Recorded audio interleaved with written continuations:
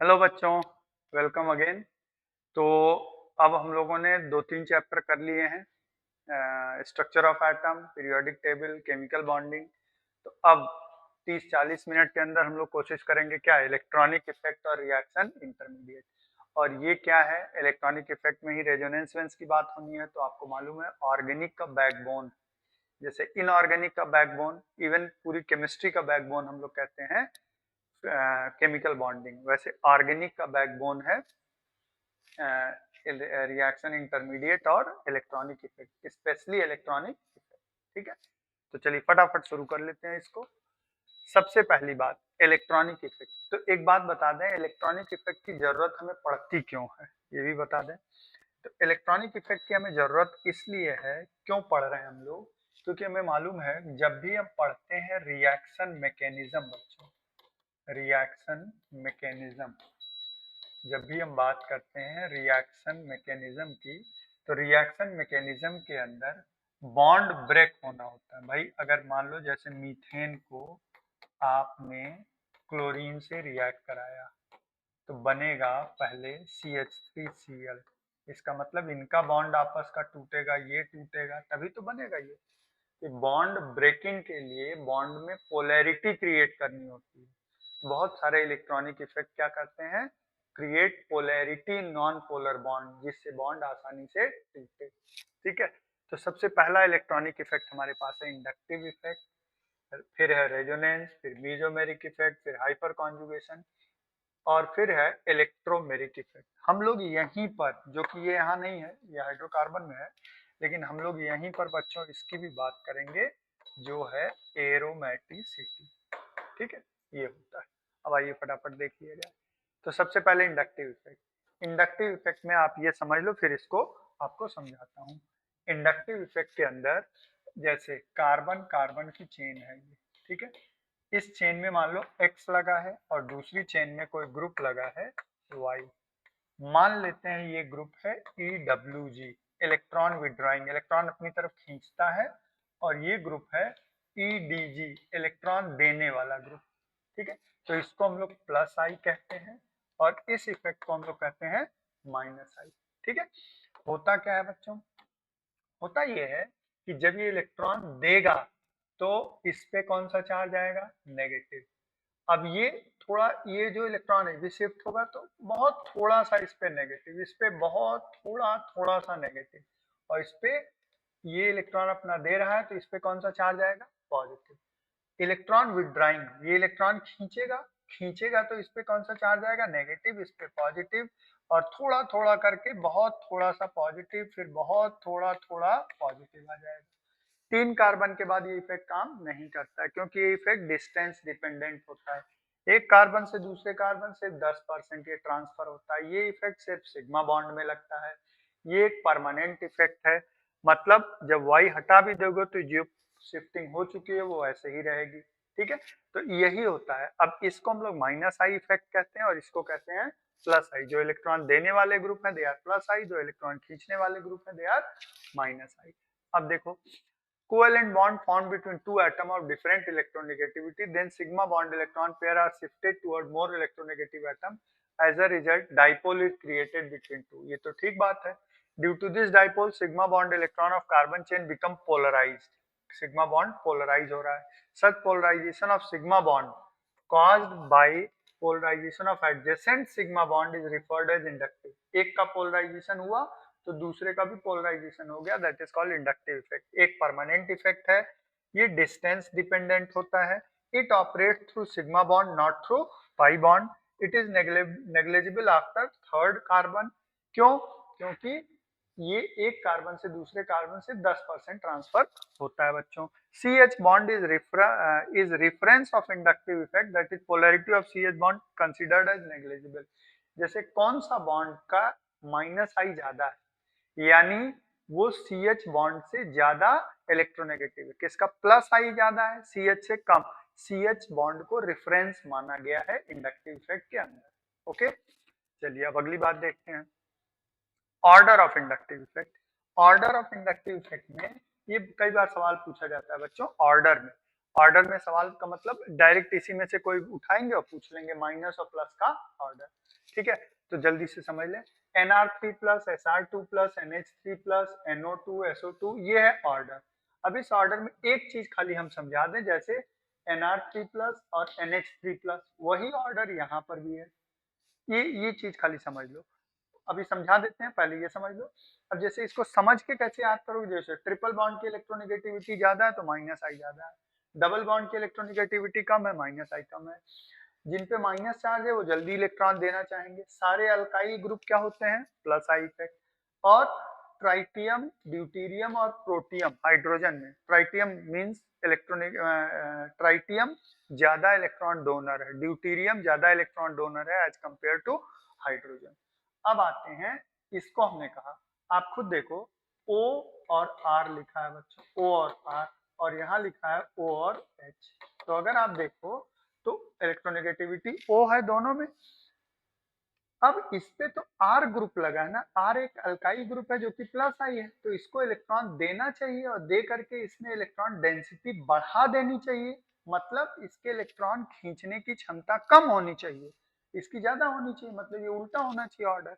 लेकिन याद रखना, जब पीरियड 2 के छोटे एटम के साथ कोई ग्रुप लग जाता, बड़ा ग्रुप अल्काइल ग्रुप, उस टाइम पे बेंडिंग ऑफ पी ऑर्बिटल, इनका पी ऑर्बिटल बेंड हो जाता है, जिसकी वजह से इसकी इलेक्ट्रोनेगेटिविटी बढ़ जाती है। तो इलेक्ट्रोनेगेटिविटी बढ़ी तो इलेक्ट्रॉन जल्दी खींचेगा। ओके, चलिए आगे बढ़ते हैं। एप्लीकेशंस ऑफ इंडक्टिव इफेक्ट, हमें पता होना चाहिए acidic strength increases by minus I effect, decreases by plus I effect.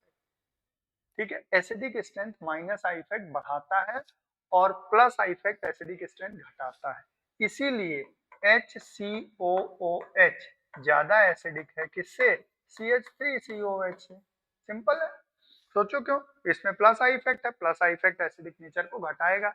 और समझने के लिए, वैसे तो इसमें रेजोनेंस भी चलता है, लेकिन इंडक्टिव के रिस्पेक्ट में अगर देखोगे बच्चों, HCOO माइनस ये चार्ज है, और यहाँ देखो CH3COO माइनस ये है H देने के पास। अब सोचो, ये जो आयन है नेगेटिव चार्ज, और यहाँ कौन सा इफेक्ट है, प्लस आई, तो इस नेगेटिव की स्टेबिलिटी को ये कम करेगा। तो अगर ये आयन कम स्टेबल है यानी H देना नहीं चाहेगा, यानी ये लेस एसिडिक होगा, तो formic acid is more acidic than acetic acid. Basic strength decreases by minus I and increases by plus I. Simple सी बात है, आप देखिए, जैसे मान लीजिए मैं ले लूं अमोनिया और मैं ले लूं CH3NH2, कॉमन सी बात है, लोन पेयर देने को बेसिक स्ट्रेंथ कहते हो, तो जब ये इलेक्ट्रॉन देने वाला ग्रुप होगा तो ये आसानी से लोन पेयर डोनेट कर पाएगा। कार्ब एनायन की स्टेबिलिटी इंक्रीज होती है माइनस आई से, कॉमन सेंस की बात है। देखो यहाँ माइनस चार्ज अगर है, यहाँ पर आपने लिया है माइनस चार्ज, यहाँ पर लिया है माइनस चार्ज, ठीक है, तो माइनस चार्ज की स्टेबिलिटी ये क्या करेगा, कम करेगा। क्यों कम करेगा, क्योंकि ये पहले से नेगेटिव है, इलेक्ट्रॉन देगा तो और स्टेबिलिटी कम हो जाएगी, तो माइनस इलेक्ट्रॉन खींचने वाला ग्रुप स्टेबिलिटी को बढ़ाएगा कार्बन आयन की, और इलेक्ट्रॉन देने वाला ग्रुप घटाएगा। स्टेबिलिटी ऑफ कार्बोकैटायन, इसी का जस्ट उल्टा कर दो। वैसे बच्चों एक बात याद रखना, कार्बोकैटायन में primary factor hyper conjugation resonance हम देखते हैं, लेकिन अगर हम कंसीडर करें प्लस आई को, तो देखो प्लस आई इफेक्ट, वैसे तो ये हाइपर कॉन्जुगेशन दिखाएगा जो आगे पढ़ोगे, लेकिन प्लस आई इफेक्ट क्या करेगा, इसकी स्टेबिलिटी को बढ़ाएगा, क्योंकि इलेक्ट्रॉन देके इसकी पॉजिटिव डेंसिटी को कम करेगा। ठीक है, stability of free radical increases by plus I, जैसे कार्बोकैटायन काम करता वैसे ही फ्री रेडिकल भी, but free radical and carbocation की stability primarily we should observe with resonance. If resonance is possible, if resonance not possible, then hyperconjugation is primary factor to decide stability. Okay, चलिए अगला देखते हैं, electromeric effect. अब ये ज्यादा कुछ पूछा नहीं जाता, क्योंकि ये इफेक्ट ऐसा कोई स्टेबिलिटी में रोल प्ले नहीं करता है। This effect is basically NAR, nucleophilic addition reaction में ये यूज किया जाता है। तो पहले बता दें इलेक्ट्रोमेरिक इफेक्ट क्या होता है। तो इलेक्ट्रोमेरिक इफेक्ट बच्चों देखो, ये इफेक्ट पाई बॉन्ड में काम करता है। अब इलेक्ट्रोमेरिक इफेक्ट एक साथ यही फटाफट समझ लो, जैसे मैंने लिखा है H+, अब ये H+ यहाँ अटैक किया, ये अटैकिंग रिएजेंट है, तो देखो क्या हुआ यहाँ पर, ये हुआ CH, यहाँ H जुड़ गया, पाई बॉन्ड इधर ये शिफ्ट हो गया क्योंकि H को जोड़ने के लिए, और यहाँ पे क्या आ गया प्लस चार्ज। उसी तरीके से ऐसा भी हो सकता था, मान लीजिए CO और मैं ले लूं Cn माइनस, तो Cn माइनस चूंकि इस पे प्लस चार्ज होगा पॉजिटिव क्योंकि इसकी इलेक्ट्रोनेगेटिविटी ज्यादा है, तो यहाँ अटैक करेगा, यहाँ अटैक किया तो क्या हो गया C, यहाँ लग गया Cn और O माइनस। तो इसको हम कहते हैं minus E effect, this is minus E effect and this is called plus E effect. जब इलेक्ट्रॉन का ट्रांसफर उसी एटम पे हो जिस पे इलेक्ट्रॉन का ट्रांसफर उसी एटम पे हो जिस पे अटैकिंग रिएजेंट अटैच हो रहा है, तो प्लस इफेक्ट। इलेक्ट्रॉन का ट्रांसफर इधर हुआ है देखिए, और ये इधर गया, तो इसको कहते हैं minus effect. Electromeric effect pi bond में ऑपरेट करता है, सिग्मा बॉन्ड में ऑपरेट नहीं करता है। इंडक्टिव परमानेंट था, ये एक टेम्परेरी इफेक्ट है।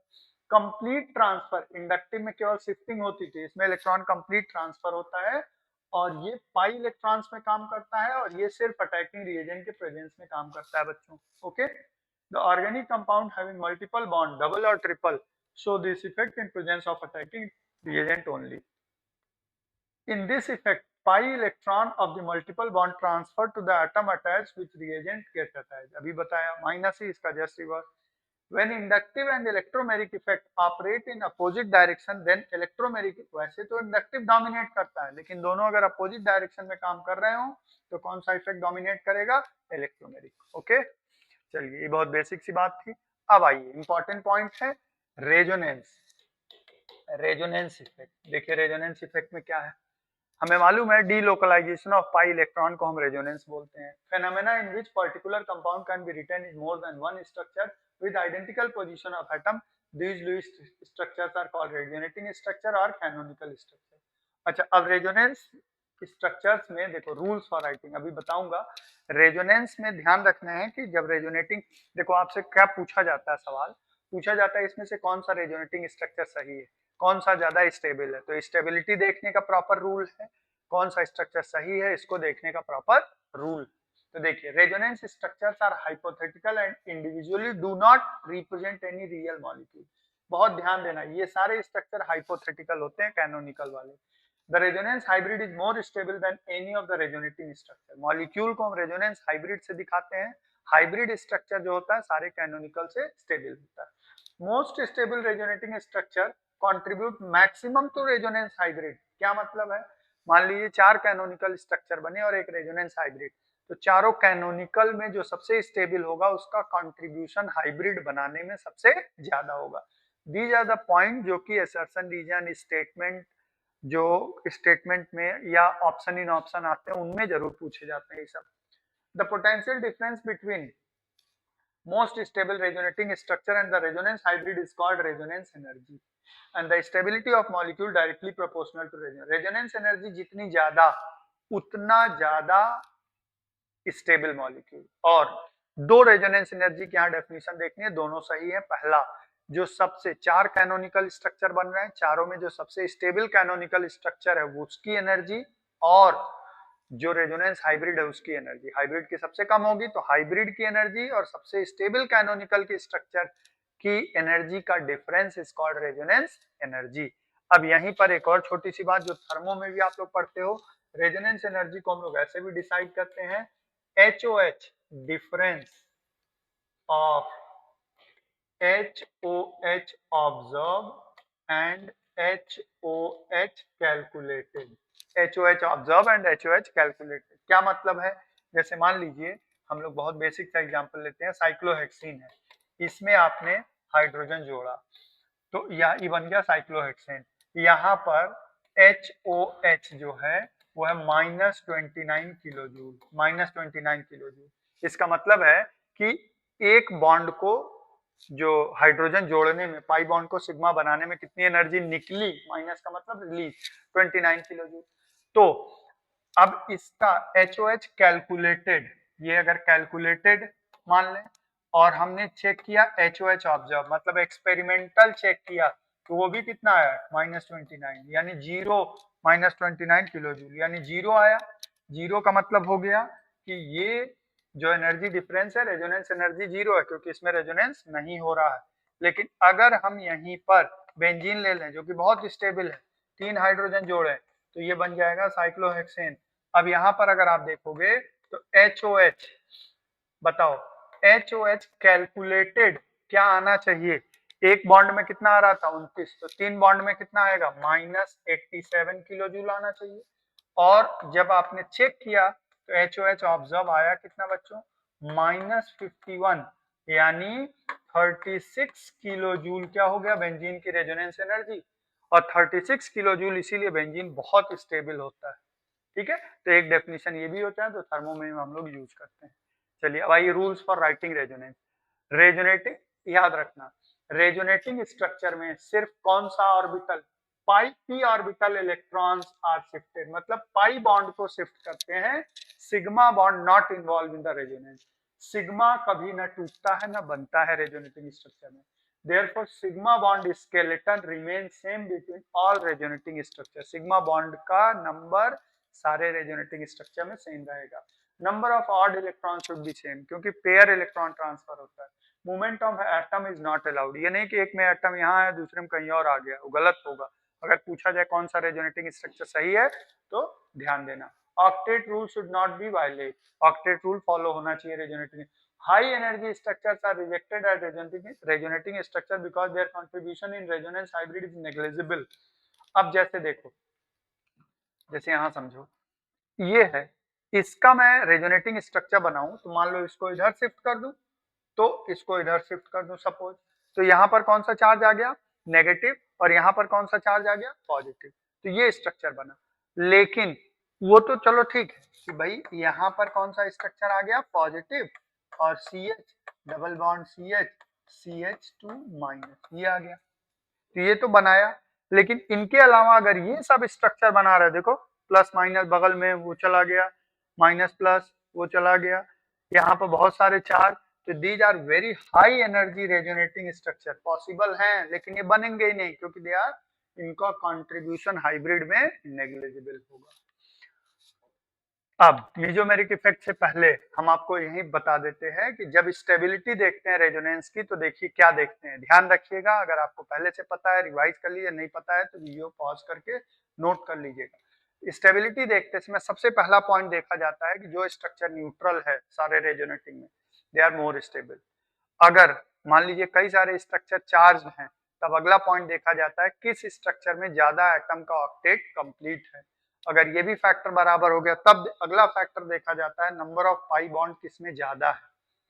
फिर ये भी फैक्टर बराबर तो अगला फैक्टर हम देखते हैं कि opposite charges should be on neighbouring atom, अगल बगल हो, same charges should be on distant atom, same charge दूर दूर होना चाहिए, अपोजिट चार्ज पास पास होना चाहिए। इसके बाद अगला फैक्टर हम देखते हैं ज्यादा इलेक्ट्रोनेगेटिव एटम पर नेगेटिव चार्ज, कम इलेक्ट्रोनेगेटिव एटम पर पॉजिटिव चार्ज। लेकिन ये फैक्टर आखिरी में देखते हैं, क्यों? अगर ये पहले देख लोगे तो गलत होने का भी चांस है। रीजन ऑक्सीजन पे कई जगह पॉजिटिव चार्ज रहेगा लेकिन वो स्ट्रक्चर सबसे स्टेबल हो सकता है। अब आइए mesomeric effect. Mesomeric effect defined as permanent effect, ठीक है। रेजोनेंस इफेक्ट भी इसको हम लोग कहते हैं। आगे के क्लासेज में, आगे क्लास मतलब आईटी वाईटी में जब हम लोग पढ़ते हैं तो इनको दोनों का डिफरेंस होता है, आर इफेक्ट और एम इफेक्ट। यहाँ एक जैसे हम कंसीडर करते हैं। Mesomeric effect is defined as permanent effect of pi electron shifting from multiple bond atom to form multiple bond of single bond to form lone pair of single। इसका क्या मतलब है? Mesomeric effect वही है एक तरीके से रेजोनेंस जैसा, ऐसा इफेक्ट जैसे हमने कहते प्लस आई माइनस आई, एग्जैक्टली वैसे ही। ठीक, देखो ये इफेक्ट मेनली कहाँ ऑपरेट करता है? Conjugated system of double bond, so that this effect is also known as conjugate effect. Mesomeric effect is distance independent, ये डिस्टेंस पर डिपेंड नहीं करता है। अब मीजोमेरिक इफेक्ट में क्या है? प्लस एम और माइनस एम। प्लस एम मतलब इलेक्ट्रॉन देने वाला, माइनस एम मतलब इलेक्ट्रॉन खींचने वाला। तो जरूरी नहीं है कि ये ऑर्डर आप याद करो, ये वाले इसको थोड़ा समझ भी सकते हो। पहले तो बच्चों हम बता दें प्लस और माइनस कैसे आइडेंटिफाई करोगे। अगर प्लस का मतलब है कि जैसे मान लो मैं रिंग की बात करूं, बेंजीन रिंग, यहाँ पर है OH, ठीक है, ये है OH। अब अगर रिंग से लगे हुए एटम पर लोन पेयर है तो हमेशा ये प्लस है। रिंग से लगे हुए एटम पर लोन पेयर है तो इलेक्ट्रॉन दे देता है, ठीक। और अगर रिंग से लगे हुए एटम से इलेक्ट्रोनेगेटिव एटम लगा हुआ है तो इलेक्ट्रॉन खींच लेता है, ये माइनस एम होता है। प्लस माइनस में जैसे मान लीजिए मैंने आपको दे दिया NH2 और OH, किसका प्लस एम बड़ा होगा, इनका प्लस एम बड़ा होगा। रीजन इनकी इलेक्ट्रोनिगेटिविटी कम है, इलेक्ट्रोनिगेटिविटी कम है तो जल्दी से इलेक्ट्रॉन दे देंगे। अब जैसे मैंने लिख दिया NH2 और NHCOCH3, इसमें किसका प्लस एम बड़ा होगा, प्लस एम ये भी है, प्लस एम ये भी है क्योंकि इलेक्ट्रॉन दे सकता है, इनका प्लस एम बड़ा होगा। क्यों, क्योंकि ये इलेक्ट्रॉन इधर भी रेजोनेंस कर रहा होगा तो उतना ज्यादा फ्री नहीं है। तो प्लस एम माइनस एम में ऑर्डर याद नहीं करना चाहिए, कॉन्सेप्चुअली समझ लेना चाहिए। माइनस आई प्लस आई में तो याद करो, लेकिन यहाँ पर कॉन्सेप्चुअली आप समझ लोगे तो आपका काम हो जाएगा। अच्छा अब आते हैं हाइपर कॉन्जुगेशन से पहले एक दो चीजें और बता देते हैं। जब हम रेजोनेटिंग स्ट्रक्चर्स बच्चों बनाते हैं, तो जैसे देखो रेजोनेटिंग स्ट्रक्चर बनाते हैं जैसे प्लस एन, तो इनका रेजोनेंस ऐसा बनाएंगे। अब ऐसा बनाओगे बच्चों तो देखो क्या होगा, इस तरीके का आएगा, है ना। OH यहाँ पे प्लस चार्ज लिख दें और यहाँ पे कौन सा चार्ज, माइनस। अब ये माइनस यहाँ आएगा तो ये यहाँ आएगा, यहाँ आया तो देखो देखो आप, है ना। आप देखो ये रहा आपके पास ये O प्लस और माइनस चार्ज, यहाँ पर plus charge, sorry lone pair बनाते हैं, ठीक है। ये रहा, तो अगर आप देखो तो ये ऑर्थो पे नेगेटिव चार्ज आया, पैरा पे आया, फिर ये शिफ्ट हो गया ऑर्थो पे, मेटा पे नहीं आया। उसी तरीके से अगर मैं माइनस एम इसका बनाऊंगा तो देखो बच्चों ध्यान देना, इसको बनाओगे तो इसमें देखो क्या होगा, C और यहाँ पर O माइनस H, ठीक है, और यहाँ पर कौन सा चार्ज, प्लस, ऐसा आया। अब ये इलेक्ट्रॉन इधर शिफ्ट होगा तो इधर शिफ्ट हुआ तो देखो बच्चों कैसा बना, ये बना और प्लस चार्ज यहाँ आया, C O माइनस और प्लस, ये बना। यानी यहाँ पर भी देखो ऑर्थो पर आया प्लस पे और मेटा पैरा पर आया, यानी मेटा इन्वॉल्व नहीं हो रहा है, या तो प्लस एम हो या माइनस एम हो, दोनों में मेटा इन्वॉल्व नहीं हो रहा है। इसीलिए हम लोग कहते हैं resonance effect doesn't work on Meta position. Meta position पर मीजोमेरिक इफेक्ट काम नहीं करता। तो जब मेटा पोजीशन पर कोई ग्रुप होते हैं तो उसका प्लस आई इफेक्ट ही हम खाली कंसीडर करते हैं। ओके चलिए आगे बढ़ते हैं। हाइपर कॉन्जुगेशन, हाइपर कॉन्जुगेशन को हम लोग कई सारे नाम देते हैं।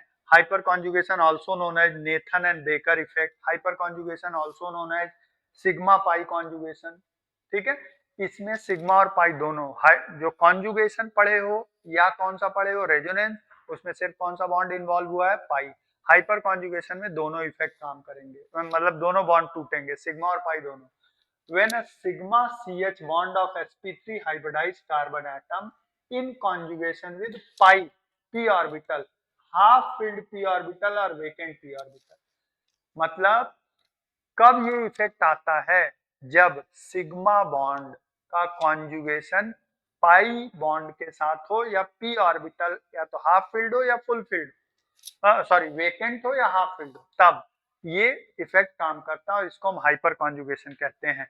इसीलिए ये इफेक्ट आप देखो किस पे काम करता है, हाफ फिल्ड और वेकेंट का मतलब, जैसे मैंने ये ले लिया, अब देखिए ये CH बॉन्ड होगा अल्फा वाला और इसके बगल में देखिए वेकेंट ऑर्बिटल प्लस चार्ज और CH3 CH फ्री रेडिकल, ये अल्फा वाला, इसके बगल में ऑड इलेक्ट्रॉन मतलब हाफ फील्ड है, ये वेकेंट और ये हाफ फील्ड, और इसके अलावा CH3 CH double bond CH2 यहाँ, यानी क्या है, alpha hydrogen must be present with respect to alkene, with respect to free radical, with respect to carbocation वाले कार्बन, तभी ये इफेक्ट काम करता है।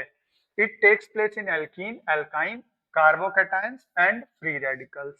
Like resonance, hyperconjugation is also a stabilizing effect, but the effect of resonance is more dominating than hyperconjugation. ये बात याद रखना है कि अगर resonance hyperconjugation दोनों देख रहे हो तो resonance is more dominating. Since resonance is only p orbital overlap, while hyperconjugation sigma molecular orbital overlap with pi molecular orbital. तो ये ध्यान रखना डिफरेंस भी अगर ऑप्शन या सेशन रीजन में आए, सिग्मा में रेजोनेंस में सिर्फ p ऑर्बिटल इन्वॉल्व हो रहा और हाइपोकॉन्जुगेशन में पाई और सिग्मा दोनों इन्वॉल्व होंगे, पी और सिग्मा वाला ऑर्बिटल दोनों। Hyperconjugation is also called as no bond resonance, Baker and Nathan effect. No bond resonance मतलब बता दें बच्चों, देखिए इस तरीके का कुछ कॉन्सेप्ट होता है हाइपर कॉन्जुगेशन का। जैसे देखो CH डबल बॉन्ड CH2, जब ये इलेक्ट्रॉन इधर शिफ्ट होता है तो इस पे प्लस चार्ज आएगा, प्लस आएगा तो ये वाला इलेक्ट्रॉन इधर शिफ्ट हो जाएगा, तो इसका जो हाइपर कॉन्जुगेटिव स्ट्रक्चर बनेगा वो ऐसा कुछ बनेगा। यहाँ पर H प्लस रहेगा CH, अब यहाँ पर डबल बॉन्ड आ जाएगा और यहाँ पर CH2 माइनस आ जाएगा। लेकिन ये अब देखो H प्लस आ गया, यहाँ कोई बॉन्ड नहीं है, अब ये H प्लस लेकिन जाएगा नहीं क्योंकि वो इसी इलेक्ट्रॉन क्लाउड में फंसा रहेगा, तो ये बॉन्ड नहीं है। अब इनके साथ भी होगा, इनके साथ भी, तो ये रेजोनेंस जैसा ही इलेक्ट्रॉन का शिफ्टिंग हो रहा है लेकिन कोई बॉन्ड नहीं है, इसलिए नो बॉन्ड रेजोनेंस भी कहते हैं। एक और बात बॉन्ड लेंथ से रिलेटेड समझ लेते हैं। ये वाला जो बॉन्ड होता है इसकी बॉन्ड लेंथ हमेशा single bond, normal single bond से कम होती है क्योंकि इसको डबल में कन्वर्ट हो जाना है। इसकी लेंथ हमेशा नॉर्मल डबल बॉन्ड से बड़ी होती है क्योंकि इसको सिंगल में कन्वर्ट हो जाना है। ठीक है, अब sp3CH और CD bond must be present with respect to, अब CH या CD मतलब ड्यूटेरियम बॉन्ड भी हो सकता है, must be present adjacent to, adjacent का मतलब वही अल्फा, किसके, free radical, carbocation, double bond, triple bond, एक जगह ट्रिपल बॉन्ड। ठीक है, it is distance independent like resonance, it is a permanent effect. तो अभी तक अगर आप देखो इंडक्टिव परमानेंट था, इलेक्ट्रोमेरिक टेम्परेरी था, रेजोनेंस परमानेंट था, मींस मीजोमेरिक परमानेंट था, हाइपर कॉन्जुगेशन परमानेंट। ओके, इनके याद रखना, इनको चेक सिर्फ एल्कीन, कार्बोकैटायन, फ्री रेडिकल, अगर रेजोनेंस या और इससे बड़े फैक्टर एरोमेटिसिटी ये सब नहीं है then carbocation, free radical and alkene की स्टेबिलिटी चेक की जाती है थ्रू हाइपर कॉन्जुगेशन। क्लियर है बच्चों? अब आइए, अब देखो इसमें सवाल बहुत सारे हैं, जैसे एल्कीन की स्टेबिलिटी हमें चेक करनी है, तो अब सवाल हम नहीं करा रहे हैं, मैं कई बार बोल चुका हूं यहाँ पर। अब जैसे मान लो ये वाला एल्कीन है और एक एल्कीन हमारे पास ऐसा है, अब कहा जाए दोनों में कौन स्टेबल, तो देखिए इसमें यहाँ पर अल्फा है, इस डबल बॉन्ड के रिस्पेक्ट में अल्फा, इस डबल बॉन्ड के रिस्पेक्ट में अल्फा, तो दो अल्फा हाइड्रोजन, दो अल्फा हाइड्रोजन, तीन अल्फा हाइड्रोजन, तीन सात अल्फा हाइड्रोजन आ गए, अल्फा हाइड्रोजन। यहाँ पर अगर देखा जाए तीन तीन छह, दो आठ और दो दस, 10 अल्फा हाइड्रोजन आ गए, यानी इसकी स्टेबिलिटी क्या होगी, ज्यादा। तो इस तरीके से अल्फा गिन के चेक कर सकते हैं, जितने ज्यादा अल्फा उतना ज्यादा हाइपर कॉन्जुगेटिव स्ट्रक्चर। अब आइए aromatic, anti aromatic and non aromatic compound. सबसे पहले एरोमेटिक कंपाउंड स्टेबिलिटी ऑर्डर अगर देखोगे तो एरोमेटिक सबसे स्टेबल होते हैं, फिर नॉन एरोमेटिक होते हैं और फिर होते हैं एंटी एरोमेटिक। ठीक है, देखें ध्यान से, कैरेक्टरिस्टिक देखें, एरोमेटिक कंपाउंड का स्ट्रक्चर साइक्लिक होता है, एंटी का भी साइक्लिक होता है, एरोमेटिक को प्लेनर होना चाहिए, एंटी को भी प्लेनर होना चाहिए, क्लोज साइक्लिक, क्लोज साइक्लिक, सभी एटम sp2 या sp होने चाहिए, इसमें सभी एटम sp2 होने चाहिए, 4n+2 पाई इलेक्ट्रॉन होने चाहिए, हकल्स रूल बोलते हैं, इसमें 4n पाई इलेक्ट्रॉन होने चाहिए। 4n+2 मतलब n की वैल्यू अगर 0 रख दोगे तो 2 पाई 6 पाई 10 पाई, भाई 0 1 2 3 कुछ भी रखोगे 2 पाई 6 पाई 10 पाई 18 पाई 14 पाई आएगा, यहाँ 4 8 12 आएगा। यहाँ पर रेजोनेंस एनर्जी बहुत हाई होती है, रेजोनेंस एनर्जी 0 होती है, इसीलिए सबसे अनस्टेबल होता है क्योंकि इसमें इफेक्टिव रेजोनेंस नहीं है। अब इसका रीजन आपके यहाँ नहीं दिया गया है, ये होमो और लूमो का कॉन्सेप्ट थोड़ा सा होता है। अब आ जाओ नॉन एरोमेटिक, समझ लो इनके अलावा जो बचे वो सब लोग नॉन एरोमेटिक होते हैं। तो आपके यहाँ जो सवाल आता है वो यही बेसिकली आता है, आइडेंटिफाई करो, सबसे बेसिक सवाल आता है आइडेंटिफाई करो कि कौन सा स्ट्रक्चर एरोमेटिक है, कौन सा एंटी एरोमेटिक है, कौन सा नॉन एरोमेटिक है। तो इसको भी हम जल्दी से कुछ एग्जांपल्स के थ्रू दिखा देते हैं। जैसे देखिए, अब ये स्ट्रक्चर ये दे दिया गया, आपको ये दे दिया गया, ठीक है, आपको ऐसा कुछ स्ट्रक्चर दे दिया गया, ठीक, आपके लिए ऐसा स्ट्रक्चर दे दिया गया, एक ऐसा स्ट्रक्चर कुछ दे दिया गया, इस तरीके का स्ट्रक्चर दे दिया गया, ठीक है, और मान लीजिए इस तरीके का स्ट्रक्चर दे दिया गया,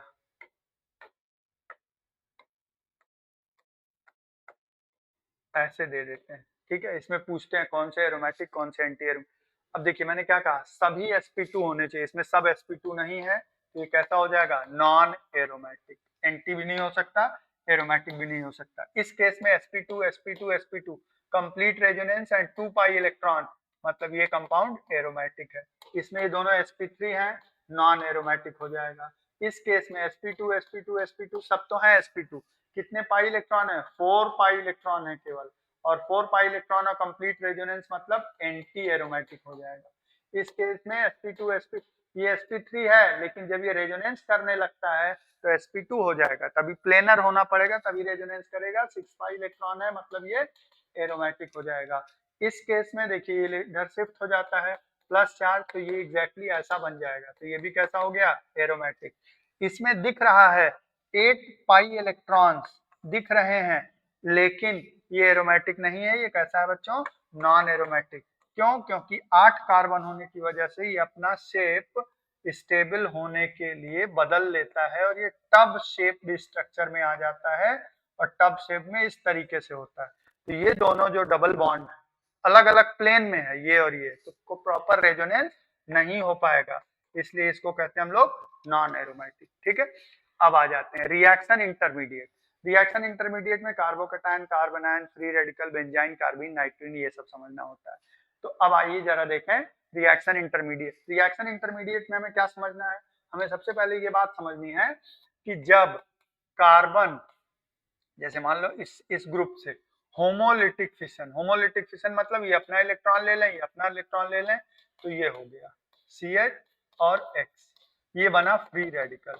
तो होमोलिसिस से जब बॉन्ड बनता है तो this is called free radical. Homolysis से बॉन्ड टूटता है तो उसको कहते हैं फ्री रेडिकल बन रहा, अपना अपना इलेक्ट्रॉन लेके अलग। हेट्रोलिसिस में दो कंडीशन हो सकती है, हो सकता है इलेक्ट्रॉन अपना ले ले तो यहाँ पर क्या हो जाएगा, प्लस चार्ज, और यहाँ पर क्या हो जाएगा, minus charge. This is called carbocation या कार्बोनियम आयन। दूसरी कंडीशन क्या पॉसिबल है बच्चों कि हेट्रोलिसिस में ये कार्बन की इलेक्ट्रोनिगेटिविटी ज्यादा हो तो कार्बन इलेक्ट्रॉन ले लें, यानी यहाँ पर माइनस चार्ज और यहाँ पर क्या charge, plus. This is called carb anion, this is called carb anion, ठीक है। तो लेकिन एक चीज और याद रखना, हेट्रोलिसिस होमोलिसिस होने के लिए क्या कंपल्सन है, हेल्पर की जरूरत होनी चाहिए। होमोलिसिस बिना इसके नहीं होता। हेल्पर की स्पेलिंग ध्यान देना, ये एक शॉर्टकट बनाया गया इसलिए इस तरीके से HELPER नहीं है।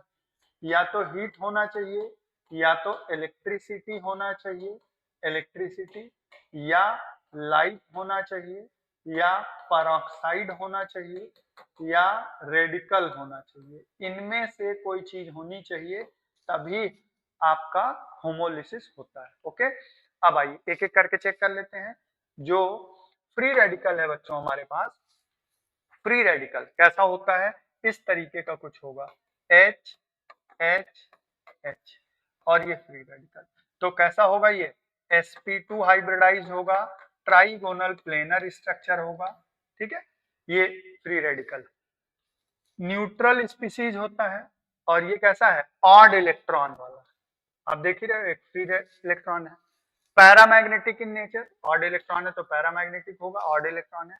Carbon having odd electron in sp2 hybridised state, generally इसका ऐसा नहीं हमेशा, जनरली इसका हाइब्रिडाइजेशन 99% केसेस में sp2 होगा। 7 इलेक्ट्रॉन इन वैलेंस है, 2 2 4 2 6 और 1 7। इलेक्ट्रोफिलिक इन नेचर, ऐसा नहीं है कि इलेक्ट्रॉन है तो कहोगे इसको इलेक्ट्रॉन की जरूरत नहीं है, इलेक्ट्रॉन और चाहिए तब ऑक्टेट पूरा होगा, तो इलेक्ट्रोफिलिक नेचर का होता है। Formed in presence of helper, helper क्या है अभी हमने बता दिया। अब इसकी स्टेबिलिटी का ऑर्डर देखोगे तो स्टेबिलिटी किससे स्टेबल होता है, ये रेजोनेंस से, हाइपर कॉन्जुगेशन से और प्लस आई ग्रुप से। रेजोनेंस नहीं है तो हाइपर कॉन्जुगेशन देखा जाता है, जब ये दोनों नहीं है तब प्लस आई ग्रुप कहा जाएगा। 3 बेंजीन रिंग लगा हुआ है, 2 बेंजीन रिंग लगा हुआ है, 1 बेंजीन रिंग लगा हुआ है, एलाइल है, 3 डिग्री 2 डिग्री 1 डिग्री CH3, ये स्टेबिलिटी का ऑर्डर है। यहाँ पर क्या चल रहा होगा, इन जगहों पर क्या चल रहा होगा, रेजोनेंस चल रहा होगा, और उधर क्या चल रहा होगा, हाइपर कॉन्जुगेशन चल रहा होगा। इधर यहाँ तक क्या चल रहा होगा, H इफेक्ट या हाइपर कॉन्जुगेशन चल रहा होगा, ठीक है। अब आइए कार्बोकैटायन की बात करें तो कार्बोकैटायन भी कुछ इस तरीके से बनेगा, ऐसे देख लो, ये भी कैसा हाइब्रिडाइज होगा, जनरली sp2 हाइब्रिडाइज होगा। जनरली sp2 हाइब्रिडाइज मतलब ये भी कैसा स्ट्रक्चर होगा, प्लेनर स्ट्रक्चर होगा, ट्राइगोनल प्लेनर। ये हेट्रोलिसिस से बनेगा बच्चों। पॉजिटिव चार्ज रहेगा, कार्बोनियम आयन भी बोलते हैं। 6 इलेक्ट्रॉनिक वैलेंस सेल आप देख ही रहे हो। इलेक्ट्रोफिलिक इन नेचर, भाई इनको इलेक्ट्रॉन की जरूरत है। डायमैग्नेटिक इन नेचर क्योंकि इलेक्ट्रॉन पेयर्ड है, 6 इलेक्ट्रॉन्स होंगे तो पेयर्ड होंगे तो डायमैग्नेटिक होगा। रीअरेंजमेंट पॉसिबल, अकेला ऐसा इंटरमीडिएट है जिसमें रीअरेंजमेंट होता है, ना कार्बन आयन में होता है ना कार्बो फ्री रेडिकल में होता है। स्टेबिलिटी किससे इंक्रीज होता है, plus M effect, resonance stabilization, hyperconjugation and plus I. फिर वही काम है, अगर रेजोनेंस और हाइपर कॉन्जुगेशन प्लस एम नहीं काम कर रहा है तब क्या देखा जाएगा, main factor is hyper conjugation. अगर हम इसकी स्टेबिलिटी की ऑर्डर की बात करें तो इसमें एक चीज बहुत ध्यान से सुनना कि इसके स्टेबिलिटी ऑर्डर में एक छोटा सा पॉइंट ध्यान रखना है कि ये एक फैक्टर आ जाता है। जैसे हम लोग लिख दें PH3C+, PHCH2CH+, ये है, ठीक है। लेकिन इससे पहले एक फैक्टर आ जाता है ये वाला, ये बहुत बड़ा फैक्टर एक हो जाता है ये, लेकिन ये अभी आपके यहाँ ऐसा कुछ दिया नहीं है, साइक्लोप्रोपाइल मिथाइल कार्बोकेटाइन, ठीक है, साइक्लोप्रोपाइल मिथाइल। तो ये एकदम एक्सेप्शनली अलग स्टेबल है। इसके बाद हम इसको देखते हैं। अब इससे भी इसके बाद देखो, इसके बाद हम किसको चेक करते हैं, इसको चेक करते हैं, ट्रोपाइलियम। ये tropylium this is very stable carbocation, solid state में एग्जिस्ट करता है रूम टेम्परेचर पे। अब इसके बाद हम इधर आ जाते हैं PH3C+, PH2CH+, मतलब 2 बेंजीन रिंग।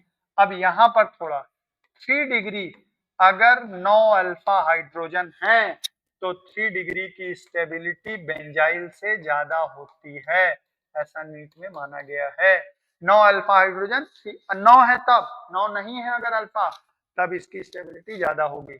फिर इसके बाद हम लोग एलाइल लेते हैं, एलाइल कार्बोकेटाइन, और फिर आता है 2 डिग्री, फिर आता है 1 डिग्री, फिर आता है मिथाइल कार्बोकेटाइन, और फिर आता है ये वाला कार्बोकेटाइन, ये जिसपे डबल बॉन्ड है, और फिर आता है ये वाला, ठीक है, क्योंकि इसकी इलेक्ट्रोनेगेटिविटी ज्यादा है। इलेक्ट्रोनेगेटिविटी ज्यादा होगी तो पॉजिटिव चार्ज कम स्टेबल होगा, ठीक है। अब आइए कार्बन इंटरमीडिएट, कार्बन आयन, ऐसा कार्बन इंटरमीडिएट जिसपे नेगेटिव चार्ज होता है उसको हम लोग बोलते हैं कार्ब एनायन, ठीक है। कार्बन आयन की बात करें तो इस तरीके का कुछ होगा।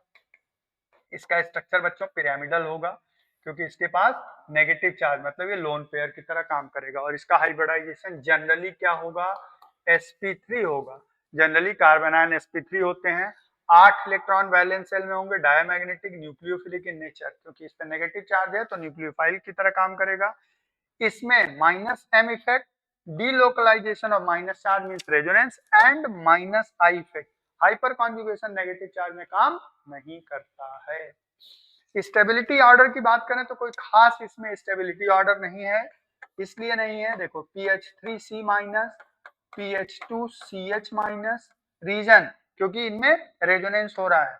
फिर PHCH2-, फिर एलाइल, एलाइल, और फिर कौन आएगा, फिर आएगा ये वाला। अब ठीक, फिर आएगा ये वाला।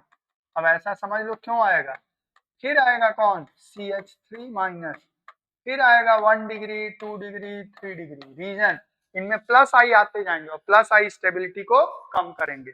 ज्यादा इलेक्ट्रोनेगेटिव तो नेगेटिव चार्ज ज्यादा स्टेबल है, ओके। चलिए अब carbenes, there is a group of intermediate which have carbon. Carbene को इस तरीके से हम कुछ दिखाते हैं, ये है कार्बीन, ये कार्बीन, ये है डाइक्लोरोकार्बीन। आपको पता होगा 2 रिएक्शन होते हैं, एक होता है रीमर टीमैन रिएक्शन, एक होता है कार्बिलअमीन रिएक्शन। कार्बिलअमीन, इन दोनों का इंटरमीडिएट कौन है, इन दोनों रिएक्शन का इंटरमीडिएट डाइक्लोरोकार्बीन। तो इसके बारे में बहुत कुछ नहीं पूछा जाता है। न्यूट्रल डाइवेलेंट कार्बन स्पीसीज है जिसको कार्बीन कहते हैं। 6 electron valence shell, highly reactive species, diamagnetic in nature, electrophilic in nature. अब इसमें सिंगलेट, ट्रिपलेट, ये सब की कॉम्प्लिकेशंस की आपको जरूरत नहीं। कार्बिन के बाद आखिरी इंटरमीडिएट आता है बेंजाइन, जो आपके यहाँ कहीं सिलेबस में ऐसा एग्जैक्टली दिया नहीं है कोई मैकेनिज्म इस पे, लेकिन बेंजाइन इसको बोलते हैं हम लोग। अब बेंजाइन बोलते हैं, बेंजाइन बोलने का मतलब है इसमें ट्रिपल बॉन्ड है फाइन, लेकिन ध्यान ये रखना है इसका हाइब्रिडाइजेशन भी sp2 है, और sp2 होने की वजह से इसका नेचर एरोमेटिक ही है, ऐसा नहीं है कि sp हो चुका है ये, ठीक है, ये sp2 ही है। क्यों? क्योंकि यहाँ पर प्लस और माइनस एक तरीके से आयनिक बॉन्ड बाहर की तरफ, जो एक्स्ट्रा बॉन्ड बन रहा है ये बाहर की तरफ बन रहा है, ठीक है, तो ये अंदर के रेजोनेंस को अफेक्ट नहीं करता, बट इसके बारे में कुछ डिटेल आपके यहाँ बहुत नहीं दिया गया, ठीक है। That's all for reaction intermediate and electronic effect. हमने फिर कहा है इसको एक बार पढ़ के जब वीडियो देखोगे तो जल्दी जल्दी दिमाग में रिकॉल होता जाएगा। कोई पॉइंट छूट रहा है तुरंत वीडियो को पॉज करो, कॉपी में नोट करो, जो पॉइंट छूट रहा है आप मिस हो रहा है आपसे उसको फिर डिटेल में देख लेना। मिलते हैं अगले वीडियो में, तब तक थैंक यू।